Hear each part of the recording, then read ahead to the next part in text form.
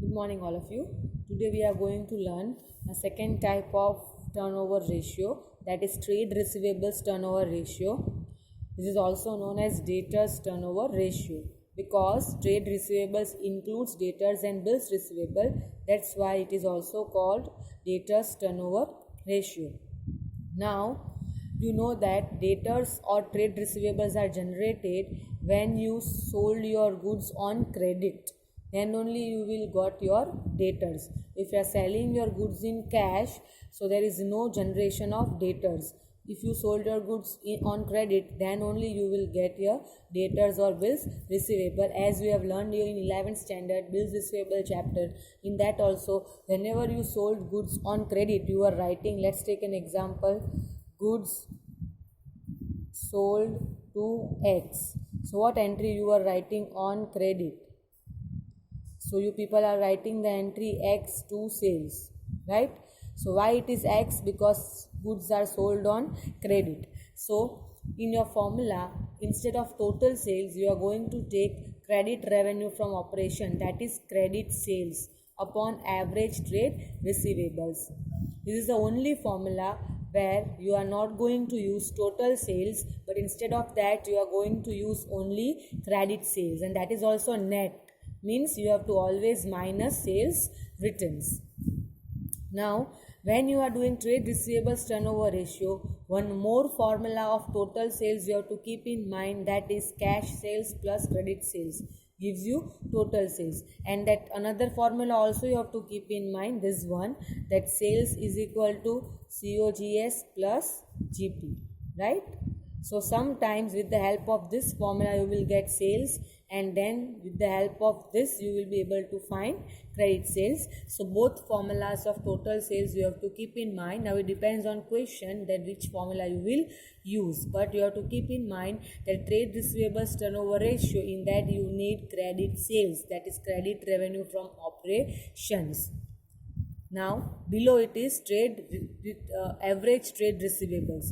Now average trade receivable means opening trade receivables plus closing trade receivables divided by 2. Now trade receivables, opening trade receivables means what? Opening debtors and opening BR, and closing trade receivables means closing debtors and closing BR, and then divide by 2. Now you can see here there are 4 items, but then also you have divided by 2.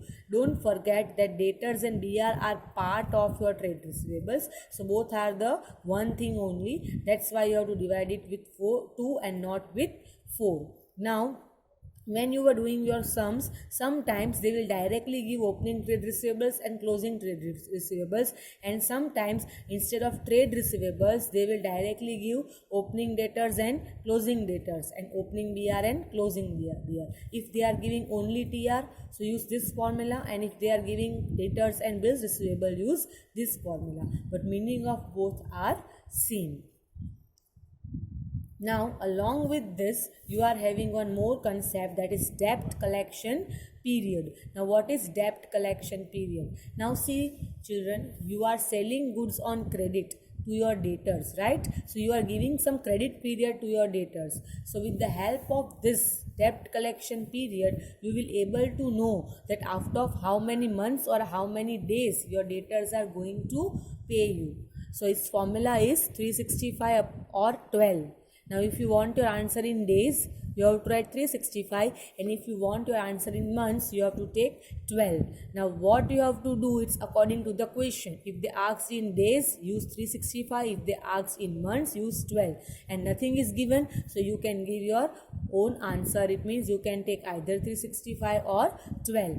And upon trade receivables turnover ratio, means, now let us try to understand this. Let's take an example, that here trade receivable turnover ratio means this, the answer of this.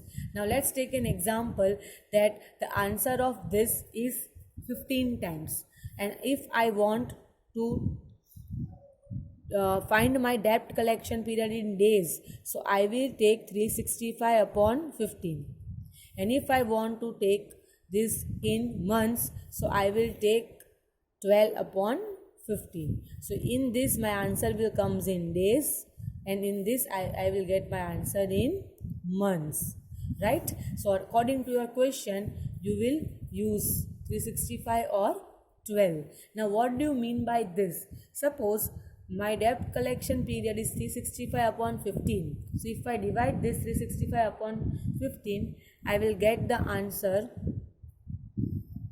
15 threes are whatever answer I am getting. So it means that let's take an example that my answer is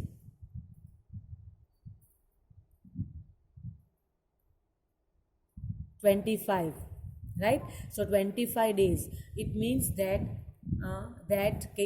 I will get my money from debtors after 25 days. This is the meaning of debt collection period. Let's take an example. It is 12 upon 6. I took 12. So this will give you 2 months. It means that I am going to get my money within 2 months.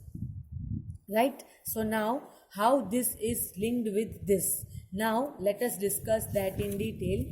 See, this ratio indicates the number of times trade receivables are turned over in a year in relation to credit sales. Means that your debtors and your bills receivable, how many times you are going to generate your sales, from how many times you are generating your debtors by credit sale. This will be shown by this ratio, right? Because cash sales and credit sales both are the different thing.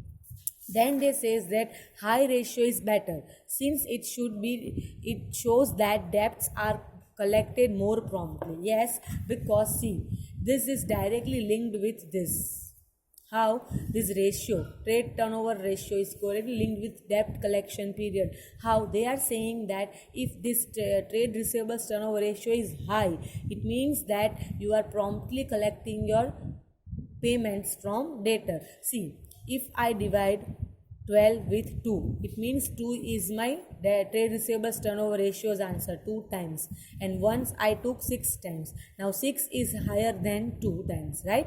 So higher the ratio, lower will be the answer of debt collection period, and lower the ratio, higher will be the answer of debt collection period. Now what is the difference?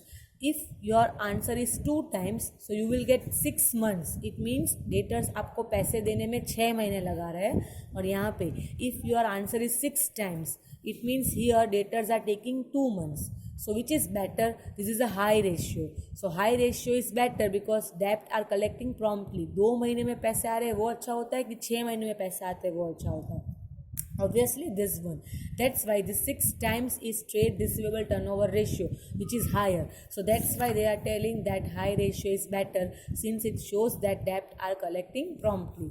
And reverse, the lower ratio shows inefficiency in collection. जैसे ये वाला आपका 2 times answer आया, तो अगर आप डेप्ट collection period में रखोगे तो आपका 6 महीने आएगा, मतलब डेटर्स आपको 6 महीने के बाद पैसे दे रहे हैं, जो अच्छा नहीं होता. इट मीन्स योर डेप्ट collection period is poor. It means you are taking time to convert your debtors into cash. This is the significance of your trade receivable turnover ratio. You have to always think this with the viewpoint of debt collection period. Now this, if they asked in question, then only you have to find debt collection period. Otherwise you have to only calculate this trade receivable turnover ratio.